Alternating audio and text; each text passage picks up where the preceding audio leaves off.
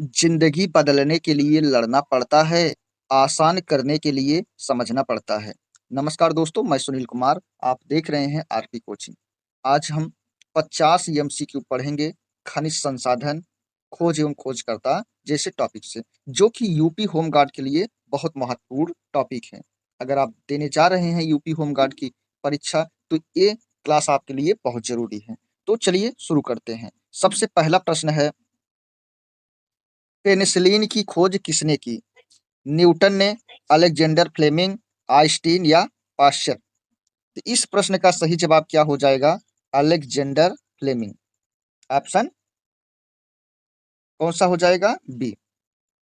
अगला प्रश्न है, गुरुत्वाकर्षण का सिद्धांत किसने दिया? आइंस्टीन ने, गैलीलियो, न्यूटन या कोपरनिकस? इस प्रश्न का सही जवाब क्या हो जाएगा? न्यूटन। अगला प्रश्न है, टेलीफोन का आविष्कार किसने किया? Edison, Graham Bell, Newton, Marconi? इस प्रश्न का सही जवाब क्या हो जाएगा? Graham Bell. अगला प्रश्न है, रेडियम की खोज किसने की? मैरी क्यूरी, न्यूटन, बोहर कि रदरफोर्ड? तो इस प्रश्न का सही जवाब क्या हो जाएगा? Marie Curie. अगला प्रश्न है, डीएनए की संरचना किसने बताई? डार्विन, वाटसन और क्रिक, मेंडल या तो इस प्रश्न का सही जवाब क्या हो जाएगा? वाटसन और क्रिक ने। अगला प्रश्न है, विद्युत बल्ब का आविष्कार किसने किया? एडिसन ने, टेस्ला, न्यूटन, पाश्चर? इसका सही जवाब क्या हो जाएगा? Edison, Thomas Alva Edison. अगला प्रश्न है, रेडियो का आविष्कार किसने किया? मार्कोनी, वेल, एडिसन कि न्यूटन? इस प्रश्न का सब सही जवाब क्या हो जाएगा? मार्कोनी ने। अगला प्रश्न है, डार्विन किस सिद्धांत के लिए प्रसिद्ध हैं? गुरुत्वाकर्षण, विकासवाद के लिए कि परमाणु सिद्धांत के लिए कि सापेक्षता के लिए? तो डार्विन किसके लिए प्रसिद्ध हैं? विकासवाद। अगला प्रश्न है, सापेक्षता का सिद्धांत किसने दिया? न्यूटन ने, आइंस्टीन ने, बोहर या रदरफोर्ड ने? तो यह सिद्धांत किसका है? आइंस्टीन का। अगला प्रश्न है, टीकाकरण की खोज किसने की? पाश्चर ने, जेनर, फ्लेमिंग या डार्विन? तो टीकाकरण की खोज किसने किया था? जेनर। अगला प्रश्न है, प्रिंटिंग प्रेस का आविष्कार किसने किया? Gutenberg, Edison, Newton, well? तो प्रिंटिंग प्रेस का आविष्कार किया है किसने? गुटेनबर्ग। अगला प्रश्न है, एक्सरे की खोज किसने की? Röntgen, Bohr, Newton, Einstein? इसका सही जवाब क्या हो जाएगा? Röntgen, option A. अगला प्रश्न है, कंप्यूटर के जनक कौन हैं? चार्ल्स बैबेज, न्यूटन, एडिसन या वेल? कंप्यूटर के जनक कौन हैं? Charles Babbage. अगला प्रश्न है, परमाणु सिद्धांत किसने दिया? डाल्टन ने, न्यूटन ने, बोहर या रदरफोर्ड? तो किसने दिया परमाणु सिद्धांत? तो डाल्टन ने दिया। अगला प्रश्न है,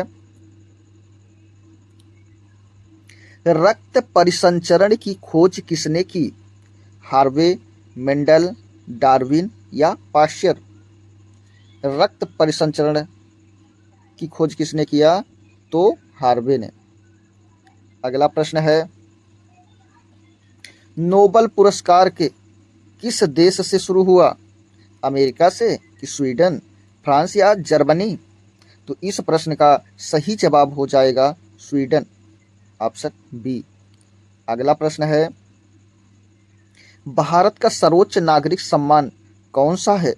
पद्म श्री कि पद्म भूषण, भारत रत्न या अशोक चक्र?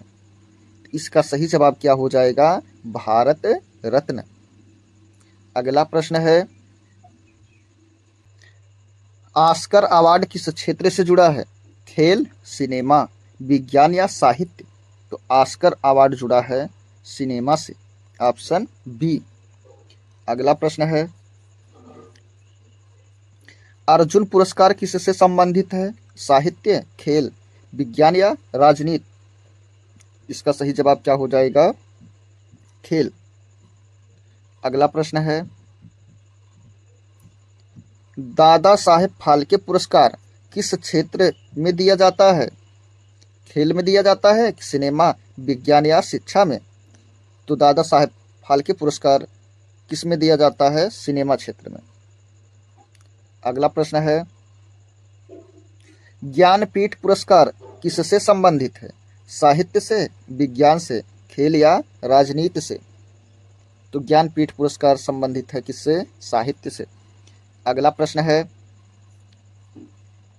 पद्म श्री किस प्रकार का सम्मान है? सैन्य सम्मान है कि नागरिक, खेल या साहित्य? तो पद्म श्री कैसा, किस प्रकार का सम्मान है? यह सम्मान है नागरिकों का दिया जाता है। अगला प्रश्न है, रमन मैगसेस पुरस्कार किस देश से जुड़ा है? भारत से, फिलीपींस, जापान या चीन? इसका सही जवाब क्या हो जाएगा? Philippines, option B.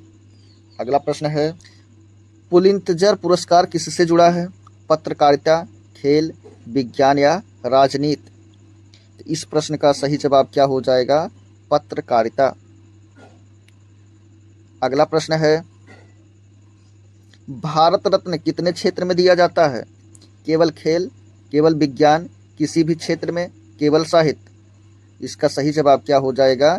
किसी भी क्षेत्र में। अगला प्रश्न है, फिल्म फेयर अवार्ड किससे संबंधित है? खेल से, सिनेमा से, विज्ञान या शिक्षा से? तो इस प्रश्न का सही जवाब क्या हो जाएगा? सिनेमा। अगला प्रश्न है, पद्म भूषण किस श्रेणी का सम्मान है? सैन्य, नागरिक, खेल या विज्ञान? तो इस प्रश्न का सही जवाब क्या हो जाएगा? नागरिक। अगला प्रश्न है, कालिदास सम्मान किससे जुड़ा है? साहित्य कला से, खेल से, विज्ञान या राजनीति से? इस प्रश्न का सही जवाब क्या हो जाएगा? साहित्य कला से। अगला प्रश्न है, कोयला किस प्रकार का खनिज है? धात्विक खनिज है, अधात्विक है, ऊर्जा या गैस? तो कोयला किस प्रकार का खनिज है? अधात्विक है। अगला प्रश्न है, पेट्रोलियम किससे प्राप्त होता है?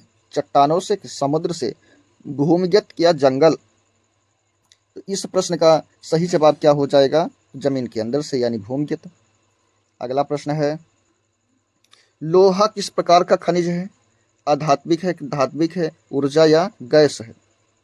तो लोहा किस प्रकार का खनिज है? धात्विक, ऑप्शन। अगला प्रश्न है, बॉक्साइट किसका अयस्क है? लोहा, तांबा, एल्युमिनियम कि सोना? तो किसका है अयस्क है? एल्युमिनियम का। अगला प्रश्न है, अभ्रक माइका किस प्रकार का खनिज है? धात्विक है, अधात्विक है, ऊर्जा या गैस? इसका सही जवाब क्या हो जाएगा? अधात्विक। अगला प्रश्न है, प्राकृतिक गैस किस श्रेणी में आती है? धात्विक में आती है, ऊर्जा में, अधात्विक या ठोस में? इसका सही जवाब क्या हो जाएगा? ऊर्जा में। अगला प्रश्न है, सोना किस प्रकार का खनिज है? अधात्विक है, धात्विक है, ऊर्जा या गैस? इसका सही जवाब क्या हो जाएगा? धात्विक। अगला प्रश्न है, खनिज क्या है? जीवित पदार्थ है, प्राकृतिक पदार्थ है, कृत्रिम पदार्थ है कि गैस है? तो खनिज क्या है? प्राकृतिक पदार्थ है। अगला प्रश्न है, हीरा किस प्रकार का खनिज है? धात्विक है, अधात्विक है, ऊर्जा या गैस है? तो इस प्रश्न का सही जवाब क्या हो जाएगा? आध्यात्मिक।